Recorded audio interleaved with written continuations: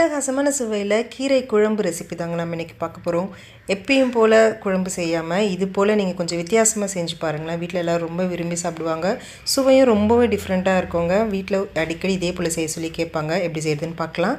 குக்கரில் அரை கப் அளவுக்கு துவரம்பருப்பு சேர்த்துக்கோங்க.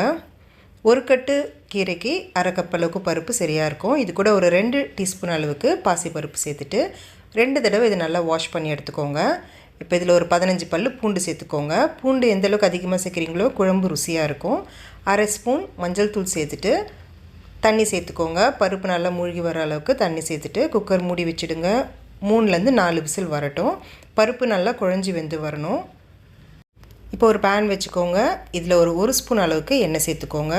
எண்ணெய் காஞ்சதும் 1 டேபிள் ஸ்பூன் அளவுக்கு உளுத்தம் பருப்பு சேர்த்துக்கோங்க. இது கூட 4 வரமிளகா, அரை ஸ்பூன் மிளகு, அரை ஸ்பூன் சீரகம்,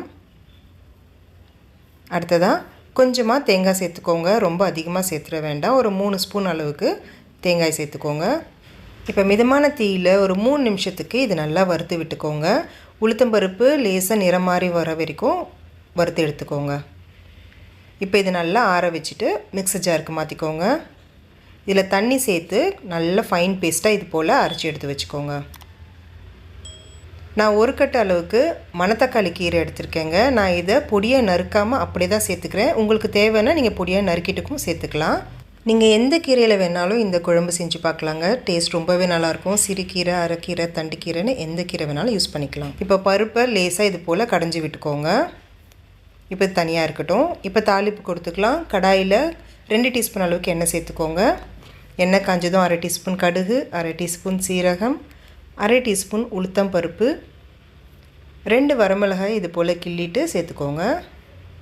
இப்போ இது லேசாக கலந்து விட்டுக்கோங்க. அடுத்ததாக ஒரு 10 சின்ன வெங்காயத்தை இது போல் நறுக்கிட்டு சேர்த்துக்கோங்க. சின்ன வெங்காயம் சேர்த்திங்கன்னா குழம்பு ரொம்பவே ருசியாக இருக்கும். ஒரு வேளை உங்கள்கிட்ட சின்ன வெங்காயம் இல்லைன்னா ஒரு பெரிய சைஸ் வெங்காயத்தை நல்லா பொடியாக நறுக்கிட்டு சேர்த்துக்கோங்க. வெங்காயம் நல்லா இந்த அளவுக்கு நிறம் மாறி வர வரைக்கும் வதக்கி விட்டுக்கோங்க. அடுத்ததாக அரை ஸ்பூன் அளவுக்கு பெருங்காயத்தூள் சேர்த்துக்கோங்க. அடுத்து ஒரு பெரிய சைஸ் பழுத்த தக்காளியை நல்லா பொடியாக நறுக்கிட்டு சேர்த்துக்கோங்க. இப்போ இது நல்லா வதக்கி விட்டுக்கோங்க. தக்காளி நல்லா குழஞ்சி வெந்து வரணும். இப்போ அடுத்ததாக நறுக்கி வச்சுருக்க கீரையை சேர்த்துக்கோங்க. நான் நறுக்காமல் சேர்த்துருக்கேன், நீங்கள் நறுக்கிட்டும் சேர்த்துக்கோங்க. இப்போ இதை கலந்து விட்டுக்கோங்க. கைவிடாமல் ஒரு 2 நிமிஷத்துக்கு மிதமான தீயில் இதை கலந்து விட்டிங்கன்னா நல்லா கீரை நல்லா சுருண்டு வெந்து வந்துடும். பாருங்கள், ஒரு 2 நிமிஷத்தில் இது போல் சுருண்டு வந்துடும். இப்போது இதில் ஒரு அரை கப் அளவுக்கு தண்ணி சேர்த்துட்டு லேசாக கலந்து விட்டுருங்க. இது ஒரு 3லேருந்து 4 நிமிஷத்துக்கு மீடியம் ஃப்ளேமில் வச்சு வேக வைங்க. இப்போ ஒரு 4 நிமிஷம் போல் இது வெந்து வந்துடுச்சு. இப்போ நம்ம அரைச்சி வச்சுருக்க மசாலாவை சேர்த்துக்கோங்க.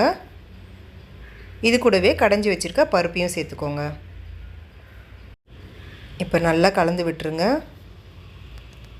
குழம்பு நல்லா கெட்டியாக இருக்கும். உங்களுக்கு தேவையான அளவுக்கு நீங்கள் தண்ணி சேர்த்துட்டு அதுக்கப்புறம் கொதிக்க வைக்கலாம். நான் இப்போது ஒரு அரை கப் அளவுக்கு மட்டும் தண்ணி சேர்த்துக்கிறேன். அடுத்து இந்த குழம்புக்கு தேவையான உப்பு சேர்த்துக்கோங்க. நான் 1 ஸ்பூன் அளவுக்கு சேர்த்துருக்கேன். சேர்த்துட்டு இது நல்லா கலந்து விட்டுருங்க. குழம்பு ரொம்ப கெட்டியாக இருந்துச்சுன்னா இன்னும் ஒரு அரை கப் அளவு கூட எக்ஸ்ட்ரா தண்ணி சேர்த்துட்டு ஒரு 4 நிமிஷத்துக்கு மீடியம் ஃப்ளேமில் இது கொதி வந்த பிறகு ஸ்டவ் ஆஃப் பண்ணிவிடுங்க.